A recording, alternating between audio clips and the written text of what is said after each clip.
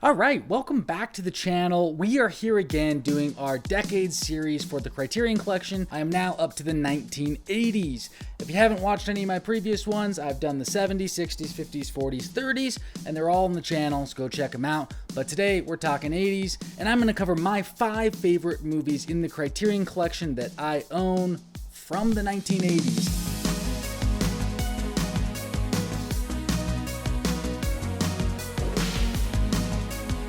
I was kind of stressing the 1970s video, thinking that for some reason I hadn't seen that many movies from the 70s in the Criterion Collection. Turned out I was totally wrong about that, and I had actually seen quite a few. It just so happens to be that there's a ton of movies from the 70s in the Criterion Collection. Anyway, you can go watch that video if you want to. Meanwhile, in the back of my head, I was thinking, oh, the 80s will be easy. I've seen a bunch. And I'm like, yeah, maybe the 80s will be easy because I have so few of them in my collection. I did not realize just how overlooked the films from the 80s are from me when it comes to Criterion. The 70s had nearly 300 films in the collection. The 80s has about 197, according to the website. So it is a significantly less amount of films in the collection from the 80s anyway. But anyway, it was a little easier for me to compile this list because there were some obvious ones for me that were like, oh yeah, oh yeah. And some of it really does tie back to nostalgia. But there's probably going to be some times in this video where you feel I'm overlooking some obvious ones, and I'll be honest, I still haven't seen any of the 80s Kurosawa films, which I want to get to, as well as After Hours by Martin Scorsese. It just seems like it keeps getting talked about, and I have to watch that movie at some point. I haven't seen it though, so it's not making my list.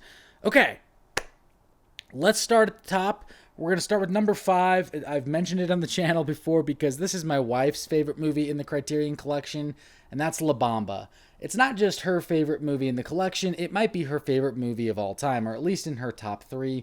And so for that reason alone, I gotta put it in here as a nod to her because her affection for this film has only made me love it and appreciate it more. I love Lou Diamond Phillips.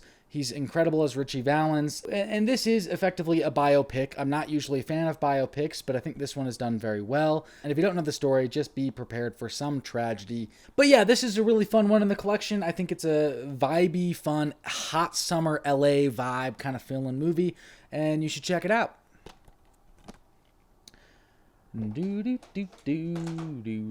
Okay, obviously this is where nostalgia plays a part, and that's The Princess Bride. This movie came out in 1987. Yeah, I don't know what I should even say. You know what The Princess Bride is. I don't need to explain it. It's a timeless classic. It really captures the feeling of storybook fantasy come to life. And look at this. They created a storybook for the physical copy edition, which is pretty fun. I love that. I still have the standard Blu-ray. This did get re-released on 4K in a thicker case than this. But yeah, I know a lot of people with the book complained about the J card having like a glue that ripped off this kind of embossed text on the back. But luckily mine came out scot-free, which is great. So sorry for rubbing that in your face because I know it happened to a lot of people. And yeah, The Princess Bride. God, I'm not saying anything about these movies. I don't know.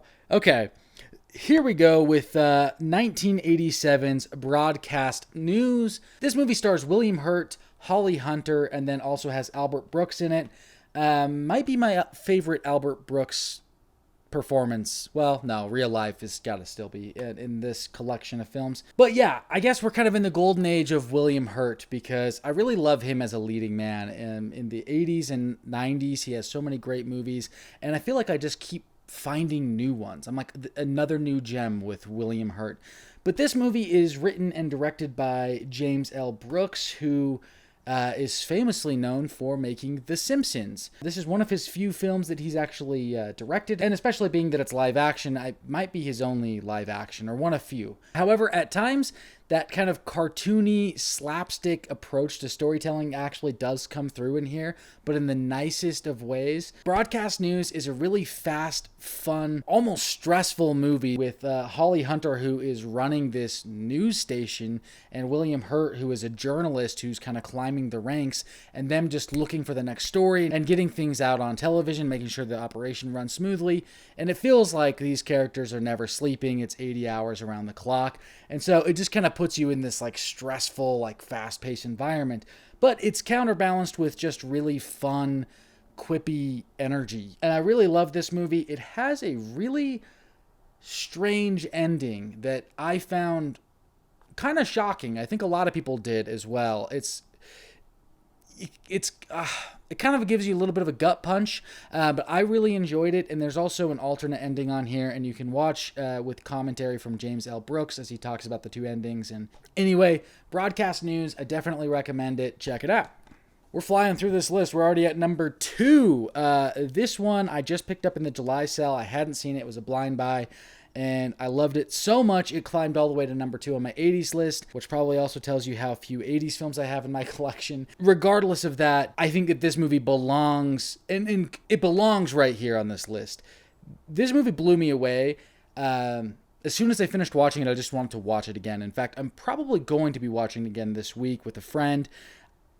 It's so good. Repo Man from 1984, starring Emilio Estevez and Harry Dean Stanton, directed by Alex Cox. Man, the vibes. I mean, I got this on 4K, which I highly recommend because the picture is so good. And one of my favorite things about watching this movie is that there are so many scenes that are set at sundown or with just like a purple or pink sky in the background. And it feels like they had to have done this so run and gun to be able to get away with so many shots during golden hours. But the film is just so picturesque and it's so vibey. It just puts you in this very specific, almost apocalyptic feeling worldview of 1980s LA, but with this hint of just cynicism and humor throughout it. And then, of course, absurdism. It's about a guy who's in punk culture and ends up becoming a repo man and actually goes and, repossesses people's cars. But the way that they conduct business, Harry Dean Stanton and his company, they're the repo men. They're the ones that run the Repo Man business. It's just so savage and fun and over the top, though, at the same time. It kind of takes you a minute to realize that this movie it feels earnest, but it starts to feel almost like not a satire, but like a straight up spoof at times. Like there's a lady coming over the intercom when they're trying to escape this hospital, and it says, "Please be quiet in the stairwell," as there's this huge shootout going on. It just reminds me of Airplane, the Zucker Brothers Airplane. Odd things happening in the backgrounds, funny little lines. I feel like in any action scene, every specific action a character does is as over dramatic and over the top as it can be, and usually contains a one-liner like "coffee break," and then they splash coffee in someone's face.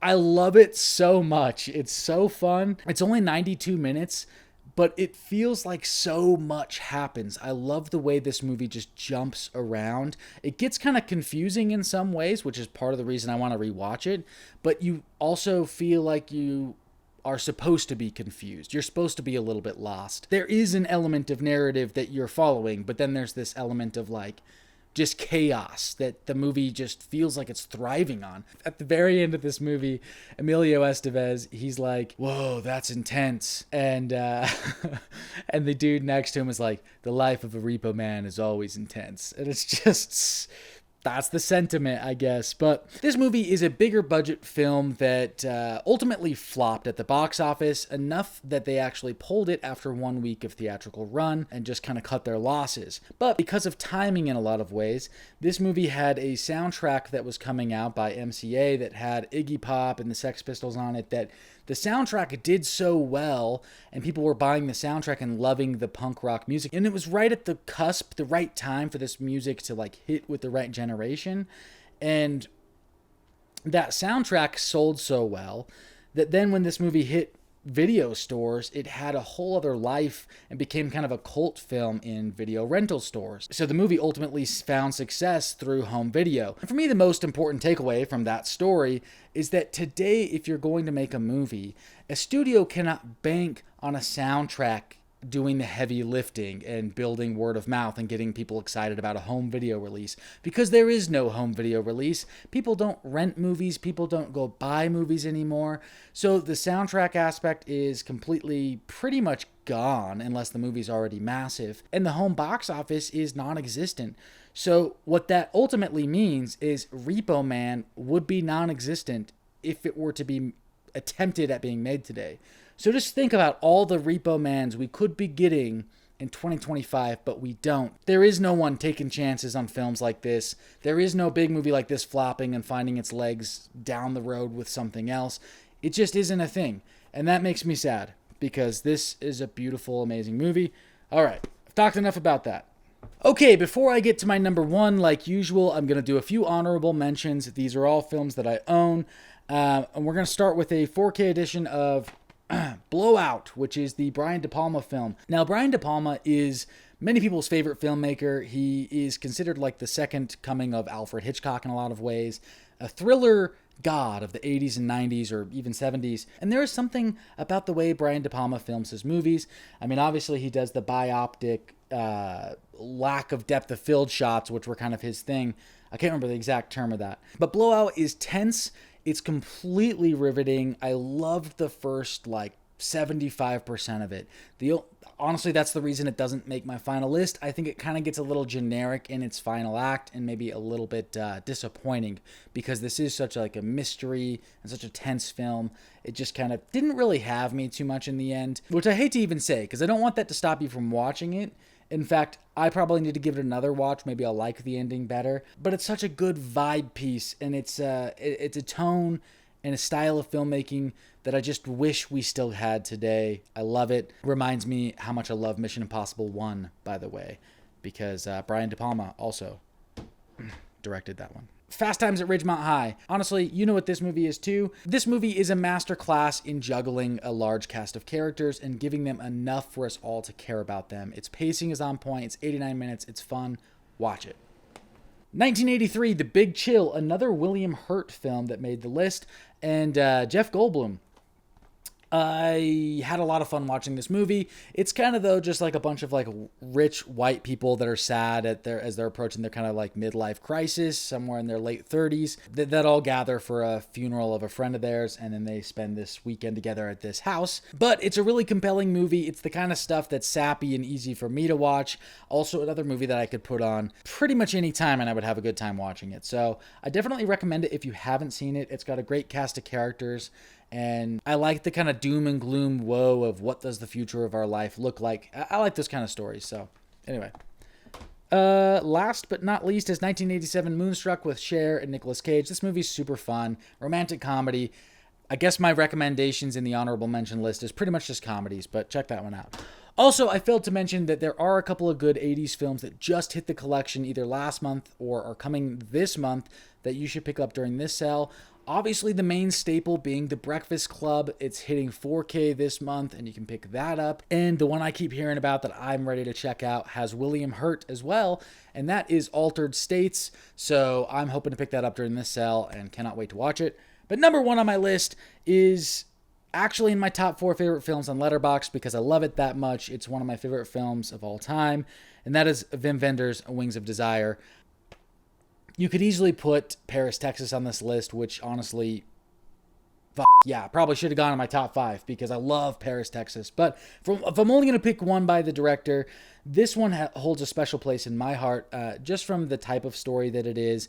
It really is a character longing for connection, sitting above the city streets, just viewing and analyzing people. It's a deep psychoanalysis on human behavior and what makes humans tick. I think this is a great movie to get you thinking about what matters to you in your life and in an uplifting way. I think that's one of Wim Wenders' greatest strengths, in my opinion, is sometimes films like this oftentimes have a more cynical viewpoint or approach, and this movie can sometimes feel dour, but I think Wim Wenders always has an optimistic approach to his themes at the very end of the film.